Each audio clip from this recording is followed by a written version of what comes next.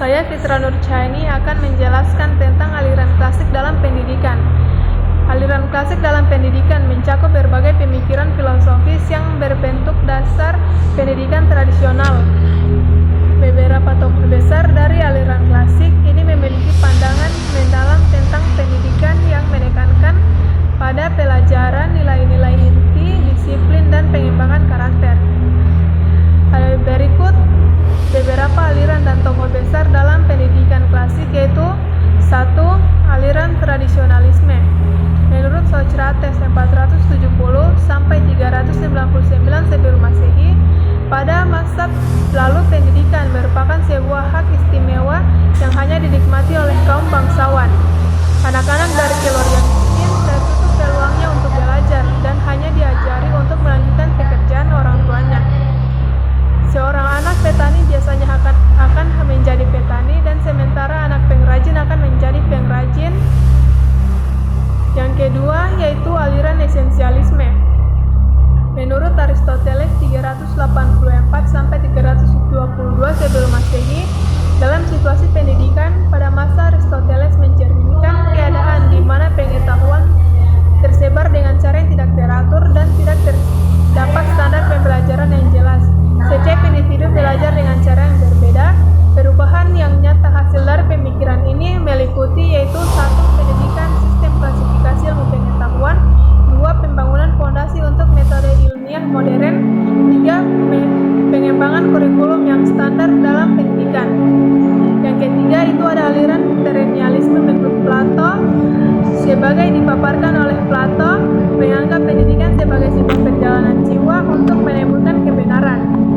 Pendidikan bukan hanya sekedar pengumpulan informasi, melainkan juga pemahaman mendalam tentang esensi dari segala sesuatu.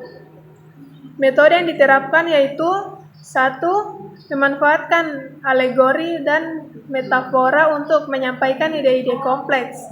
Yang kedua, mendorong siswa untuk berpikir melampaui apa yang terlihat. Yang ketiga, mengajak mereka mempertanyakan hakikat segala sesuatu.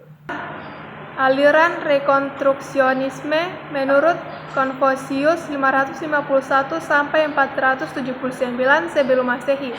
Ketika kita menelusuri sejarah ke Tiongkok kuno, kita menjumpai sosok Confucius, seorang pemikir yang memandang pendidikan sebagai sarana untuk transformasi sosial.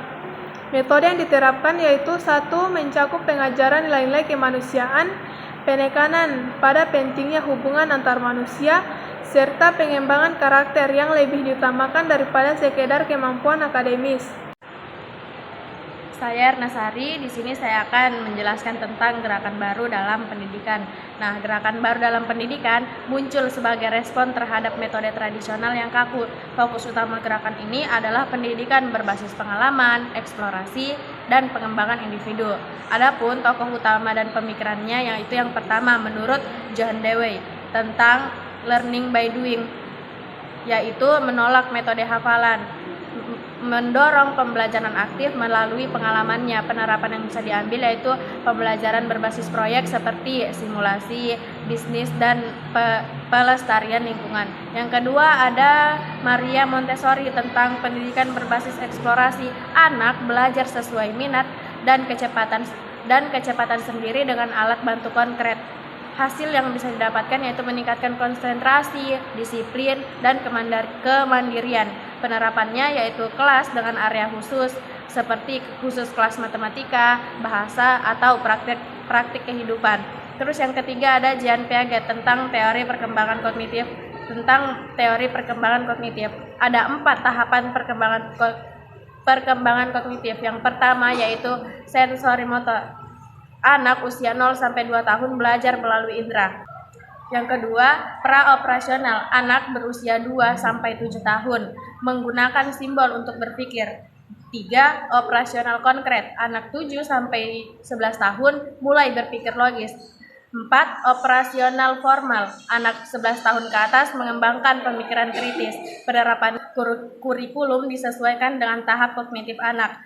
Terus yang keempat ada Lev Vygotsky tentang pentingnya interaksi sosial. Zone of Proximal Development atau ZPD, anak berkembang optimal dengan bimbingan. Scaffolding, bantuan bertahap dalam belajar. Penerapannya yaitu pembelajaran kolaboratif, guru sebagai fasilitator, dan diskusi kelompok. 5. Howard Gardner tentang teori kecerdasan majemuk. Ada 8 jenis kecerdasan majemuk, yaitu yang pertama linguistik, logika matematika, spasial, musikal, kinestetika, interpersonal, intrapersonal, dan naturalis. Penerapannya yaitu kurikulum dan metode pembelajaran beragam, penilaian tidak hanya ujian tertulis. Nah, itu dia pendekatan ini merevolusi pendidikan dengan menyesuaikan pembelajaran sesuai kebutuhan dan potensi anak.